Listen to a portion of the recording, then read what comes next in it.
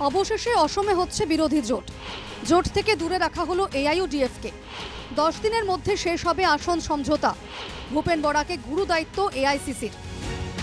বিধানসভা নির্বাচনের আগে জোর ধাক্কা খেলেন এপিসিসি সভাপতি গৌরব গগৈ।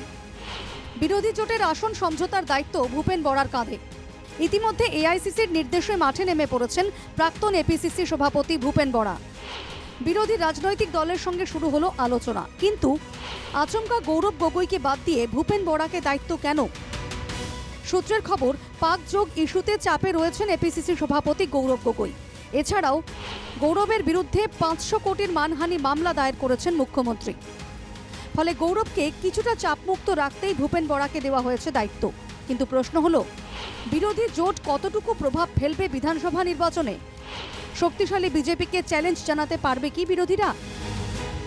উল্লেখ্য, রাজ্যে প্রায় 100টি আসনে লড়তে পারে কংগ্রেস।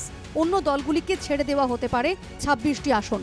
কিন্তু এআইইউডিএফ ছাড়া এই বিরোধী জোট কি কাজে আসবে? Bureau report, NKTV Bangla.